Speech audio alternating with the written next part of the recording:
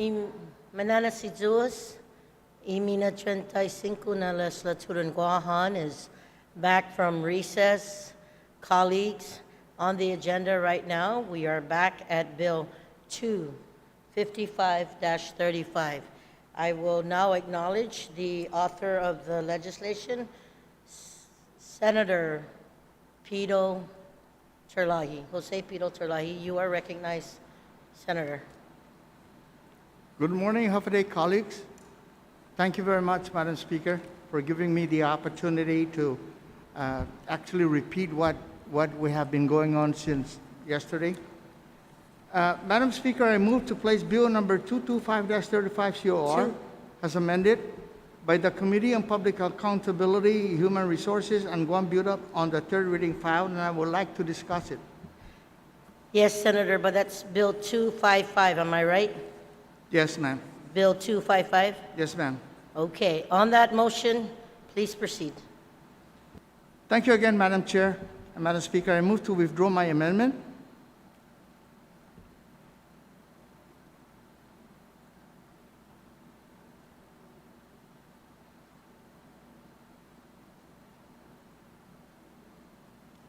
Actually, Madam Speaker, I'm just repeating what I did yesterday. Senator, just go ahead and motion your amendment right now. Move to make an amendment. Just move to make the amendment. Thank you, Madam Chair. I move to proffer an amendment. Yes, please proceed. On line 17, page 2 through lines 11, page 3, replace section 2 of Bill number 255-35 COR as amended to reflect amendments of 4 GCA, section 4302C9 as codified, section 2, section 4302C9 of Article 3, Chapter 4, Title 4, Guam Code annotated is hereby amended to read, number 9, the negotiating team, upon selection and review of the best available proposals by participating healthcare respondents and or providers which reflect the most economical and beneficial healthcare insurance proposal plan for Government of Guam employees and retirees and foster children, shall forward all qualified proposals to Imagahagan Guam for consideration and selection of the most economical and beneficial health insurance plan. Go ahead, please read. And transmit to Legislature in Guam no later than July 31st and prior to the annual legislative session within the upcoming fiscal year budget for the Government of Guam is before the Legislature in Guam for consideration. Of the remaining qualifying plans and the employee or retires may, notwithstanding any other provisions of law, rule, and regulation, choose one of the remaining qualified plans. Any difference in premiums should be paid by the employee or retirees at their own cost. Notwithstanding any other provision of law, rules, and regulations, the most economical and beneficial health care insurance proposal plan for Government of Guam employees and retirees and foster children shall be defined as the lowest cost option. Thank you, Madam Speaker. On the amendment, anyone wishing to speak? Madam Speaker, point of order. Can you just clarify, is this the same ones that were passed out yesterday or different? And which one on the drive is it? Because I don't see what We made he's that clear. reading. Okay. Madam Clerk, can you give me the direct area that we can go through? It's JP. Give me.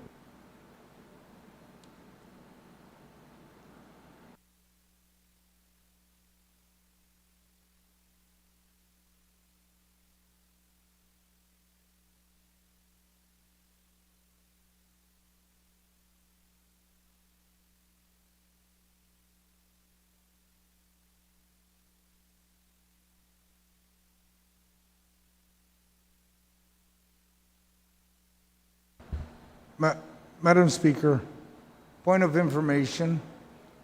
I'm getting, yes, Senator, if I may. We did this was the amendment was proffered yesterday, but because we set the bill aside, we're coming right back to it again. And because there was a clarification that was asked, I'm just asking the clerk to give me the correct citation. It is Understood, Madam Speaker, but when you look on the drive for my colleagues, you'll find that there's two that are identified as the line 1711, line 17.11, page 2 and 3. There's two of them. The one on top would be the proper one that the author's introducing. The second one to be ignored. Thank That was you. the one that we had corrected yesterday. Thank you. Thank you so much, Senator San Agustin. You are right. And I want to know if my colleagues got that?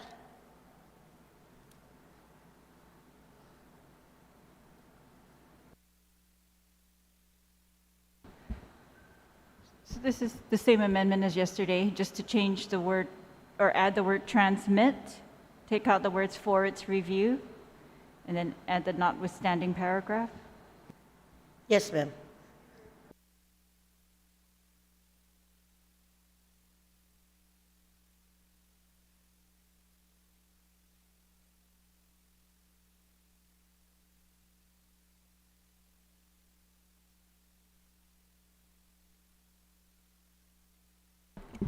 Colleagues, just for clarification, based on the motion yesterday, we moved to set aside the bill. We went through a couple of bills, and the only thing left on the agenda is Bill 255-35 COR. We came back this morning. I shared with this body that the bill is 255-35 COR. The good author has asked to place it for discussion. He put an amendment, and that's where we are at right now. Anyone wishing to speak on the amendment? Senator Therese, do you have a question or a comment on the amendment?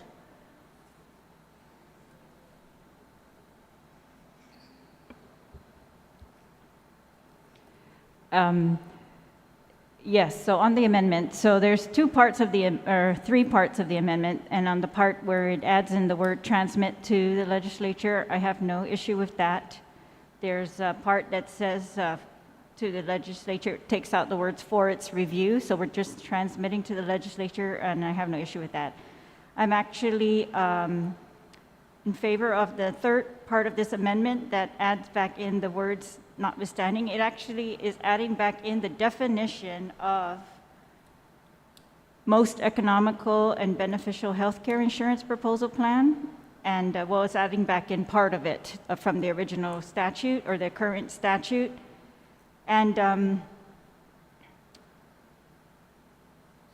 so I'm glad that a definition is being added back in. However, yeah, the part that's not being added back in are the words of either the exclusive or non-exclusive proposal. And,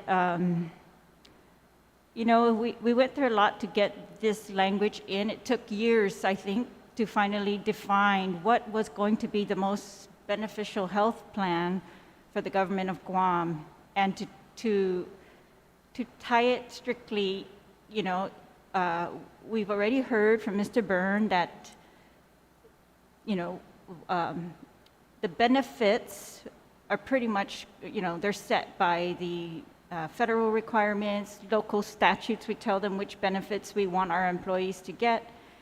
And then in their negotiations, they also come up with benefits that they want to see included in these plans. But that gave like too much flexibility in the past to governors to pick any item that they wanted to focus on and say that because of that, this is the most beneficial health care plan, and it was not necessarily tied to costs, or we saw the costs rise, sometimes 20 million, you know, a year, and we saw that we were picking plans that were $20 million more expensive than other plans with very similar benefits, like with, again, the required benefits. But, so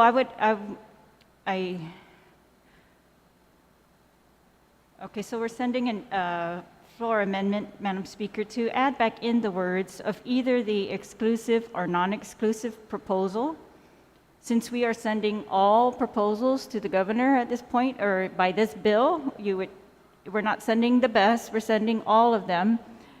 And so I I think we need to restore the either exclusive or non-exclusive so that she can see those, she can have that, the ability to choose from either of those, or any proposal, if that's, the intent of this bill. And the other thing is, that is how the RFP is written right now, and that the proposals that have been submitted are all in conformance with, the exclusive or non-exclusive proposals. I'm pretty sure they've all had to submit that according to the new RFP, or the current RFP that they are going, they're negotiating right now. So they've already received responses, so those should have already been submitted. So my amendment to the amendment would be to add in the words that are struck out at the end of that paragraph of either the exclusive or non-exclusive proposals, to restore that choice to the governor to pick which of all the proposals she is in favor of. I think it's been uploaded to the drive.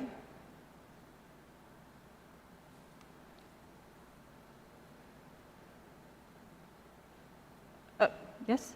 Anyways, that would be it. If you can just follow along, it is to restore those words that are currently crossed out at the end of the paragraph. Again, Madam Speaker, we're talking about a $100 million, procurement, the largest procurement of the government of Guam.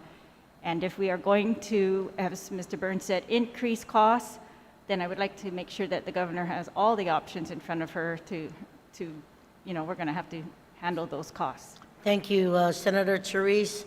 On the amendment to the Pito Terlahi amendment, anyone wishing to speak? Are there any objections? Hearing none, motion carries. On the amendment as amended, anyone else wishing to speak? No, you can close.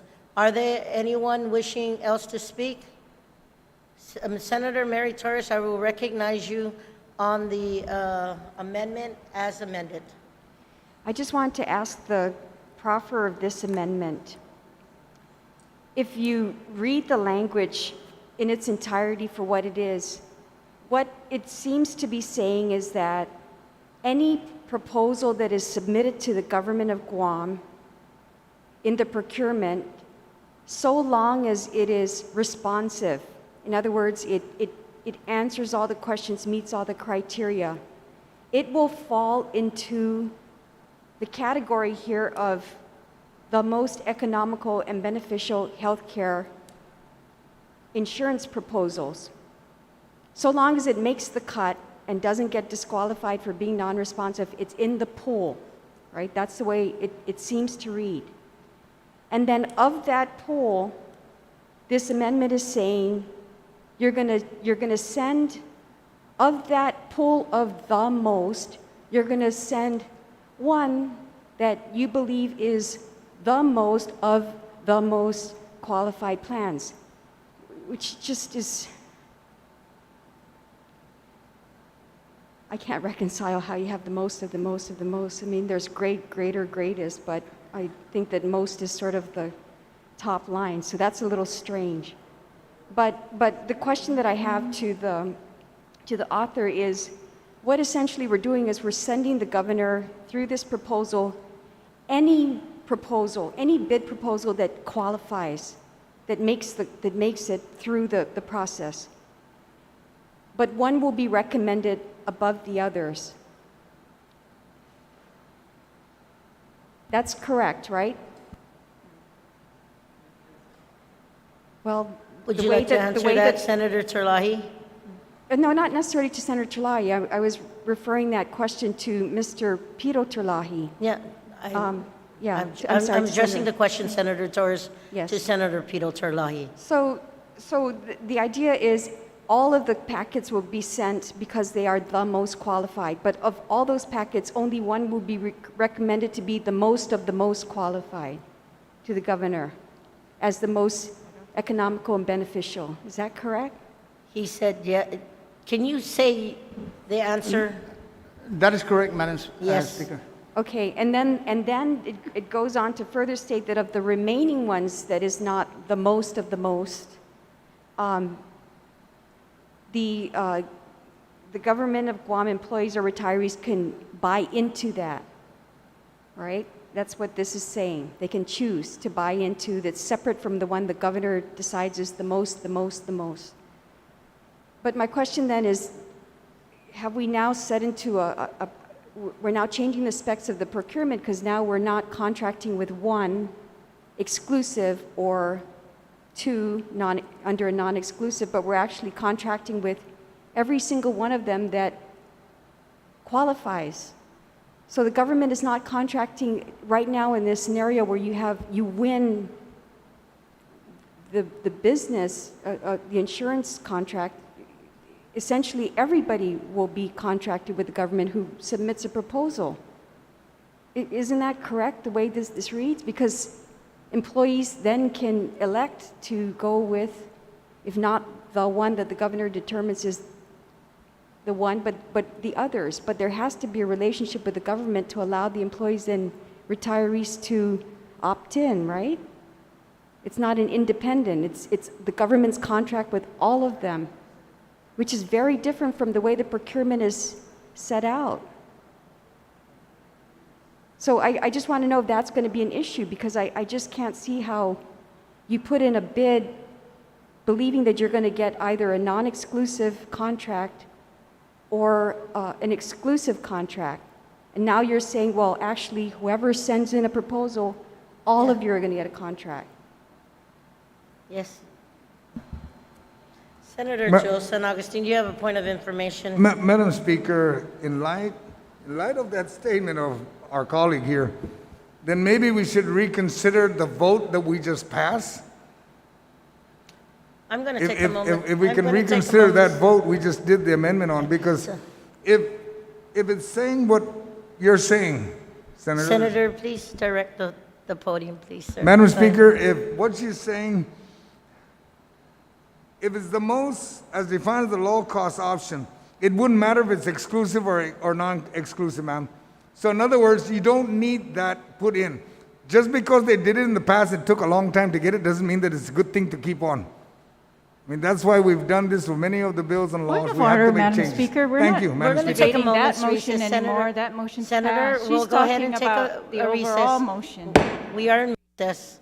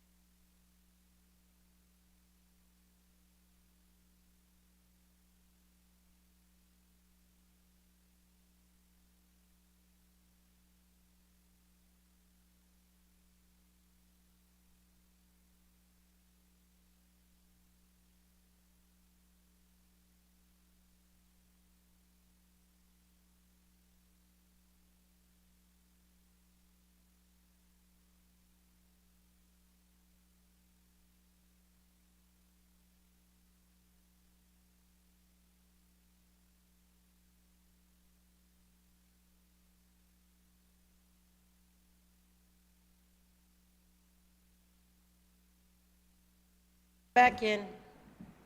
Y Mina 35 na legislatura in Guahan is back in order. Senator San Augustine, there was a point of information. I know you're done with that. I will call the senator who was last on the amendment. Senator Torres, you still have the floor. Thank you, Madam Speaker. You know, a lot of my discussion was just to afford anybody who's interested in understanding what we're debating the nuances of this amendment. A lot of my concern about this amendment has to do with its applicability to the procurement for the upcoming fiscal year that's already done. The idea that what we're going to arrive at, even with this amendment, is ultimately the governor is going to be tasked with choosing the most economical and beneficial plan, first of all. Any plans that are not chosen by the governor but are qualified, it will be the prerogative of the subscriber or retiree, or the government employee or the retiree, to choose if they want to not go with the governor's choice, to choose to go with, subscribe with the other ones and pay whatever difference that is. The concern that I had with that, and that's why I want to clarify that, is that the pricing, there's no guarantee of what that price will be. And Mr. Byrne and the body discussed this at great length over the past few days. When you put in a proposal, assuming you're going to have a large number of employees subscribe, the unit price is always cheaper. If you go with a scenario where just a few will subscribe, the unit price will of course go up. It's just the economies of scale. So I think that the concept, I see where the concept is. I think that the concept is, it really is, I don't want to say impractical because I don't know the parameters of how we would procure such a contract, but I just wanted to be very clear when we were talking about how you will determine the most and then choose the most, the best of the most. It's a very unusual type of thing, but you know, the buy-in option, I guess, is what we're trying to get at. So I believe, though, that in our break, my concern about how this applies to this year's procurement is going to be addressed by my colleagues in subsequent amendments. So with that, I just want to thank everyone for clarifying that and having everybody understand that, you know, this is very different from what is out there in the procurement and the way things were done. And it really is not about contracting with an exclusive or a non-exclusive. It's about contracting with a non-exclusive, but with more than just two parties. It could be any of a number of proposals that met the qualifications. And that's all I was pointing out. It's a very unusual scenario, but thank you, Madam Speaker. Thank you, Senator Torres. Anyone else on the Pito Terlahi amendment as amended? If not, is there an objection? No objections? Motion carries. On the main motion, anyone wanting to speak on the main motion? On the main motion? If not, Senator Pito, would you like to, Senator? Again, colleagues, I'm going to ask that you raise your hands so that the speaker can see. Madam Speaker, when you ask for on the main motion, not on his amendment, Oh, I'm sorry, I it needs to be the apologize. amendment first. Thank you. Yes. Senator San Augustine, just to clarify, the motion, there was no objection, motion carries. We are on the main motion.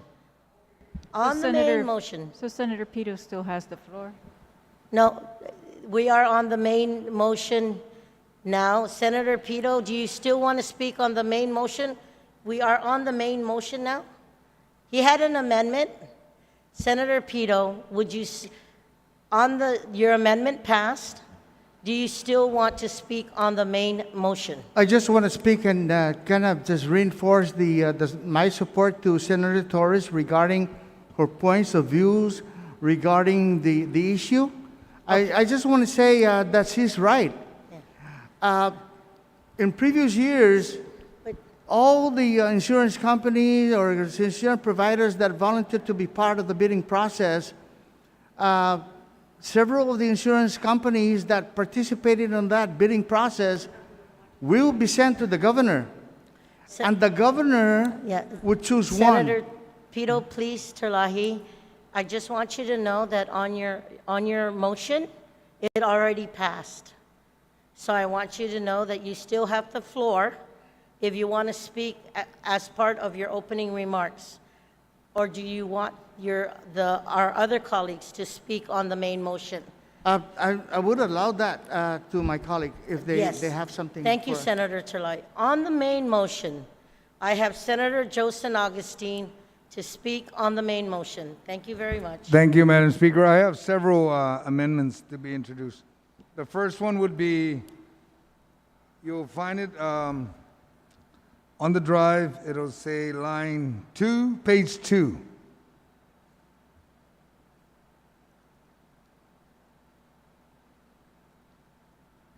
And you'll find that on line 2 to 6, basically it's to add the legislature and judicial branch to make sure that all GovGuam entities are participating in this Government of Guam health insurance program. We want to leave nobody out. One Guam, one Government of Guam. Thank you, Senator San Augustine. On that amendment, are there anyone wishing to speak? If not, are there any objections? Seeing Vice Speaker Nelson, you are acknowledged on the San Augustine amendment. Thank you, Madam Speaker. We're moving kind of fast here. Just to digest this a little bit. So, Madam Speaker, from my understanding, the original bill already has the autonomous agencies to participate as part of this insurance plan or the negotiation of this insurance plan in the future. And so, just a question for the sponsor. Does the judiciary not currently participate in the Government of Guam insurance plan? That's correct, Madam Speaker. On the point of information, you are right. Thank you. Vice Speaker, you still have the floor. Is there a reason why we're adding the judiciary as part of this Government of Guam insurance plan? Will this save us more money? Will it allow a bigger pool? Thank you, Senator Vice Speaker Nelson. Senator San Augustine, would you like to yield? Yes, Madam Speaker. If I heard correctly from my colleague, it's to increase the pool. Is correct. Thank you. Vice Speaker Nelson, will that suffice? Thank you. That's all I have. Thank you, Madam Speaker. Thank you. On Senator San Augustine's amendment, I have Senator Therese Terlahi, then Senator Kelly Marsh Taitsino. Senator Therese, you are recognized. Thank you, Madam Speaker. The issue for me is, we didn't hear precisely whether the addition of the judiciary is going to reduce our cost, but that is the theory, he said, that the theory is the more in the pool, the lesser the cost. So I would support that, except that the judiciary, they have seen, I think they've done it for at least 2 years, and they've already selected not to be in the pool this year. That selection's already been made. It's already been accounted for by the negotiating team, I'm sure. So putting them in at this point, I'm not sure the status of their negotiations. For all we know, they could be completed. But I know that they opted out so that they're doing their own negotiations already, Madam Speaker, for FY21. Thank you for that information, Senator. And we don't have input from them on this amendment. Thank you.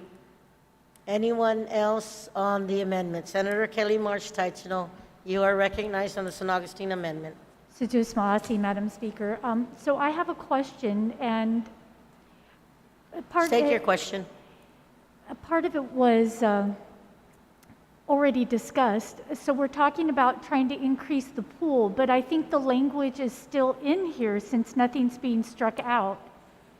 About the Magahaga on page 1 shall obtain the written concurrence of the branch electing to remain with the executive branch before March 1st of each year. So is there still the option for the branches to elect to remain or not remain by March 1st? Was that the author of the amendment's intention? Thank you, Senator Titano. Senator San Augustine, would you like to answer? Madam Speaker, the intent of that amendment is to ensure going forward, all GovGov entities, that's the courts and the legislature, do not opt out. They're all part of the GovGov's plan. That is the amendment. Thank you very much, Senator San Augustine. Does that answer your question, Senator Titano? Partially. So, and maybe I'm missing something. It is an adjustment to do all of this digitally and to switch back and forth between digital documents. But by leaving the former language in and not crossing it out, is his intention fully met then, or does the former language need to be crossed out? Thank you, Senator Titano. Senator San Augustine, would you like to answer that question? Madam Speaker, if you follow the the amendment, it's consistent. It starts out with notwithstanding any authority granted in each in entities enabling legislation, and then it adds the legislature and the judicial. So it meets that criteria. Not unless there's legal recommendation to change it or whatever we need to strike. Otherwise, it should meet that requirement. Thank you, Senator San Augustine. Senator Titano, let's see. I just, I want this to be the strongest going forward. I want it to be the clearest going forward. But if we're leaving in, shall obtain the written concurrence before March 1st, and then we're saying that everybody shall, I just think it could be cleaner. It seems like they're contradicting each other, one right after the other. Senator Titano, do you have an amendment to proffer to this amendment? Well, we haven't even seen if people are, I guess for consistency, it would just be to amend his amendment so that it's clear. And then it would be to strike out if the legislative or judicial branches of government elect to enter into separate contracts, just so that the intention of his amendment is clear, and then have it be struck out all the way up into the notwithstanding on line 2 that he's putting language in. No. Senator Titano,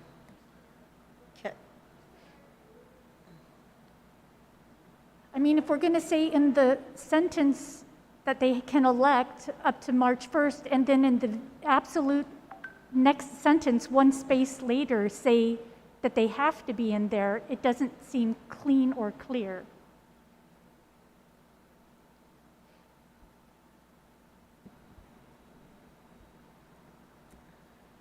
I agree, Madam. no, I'm going to take a moment's recess.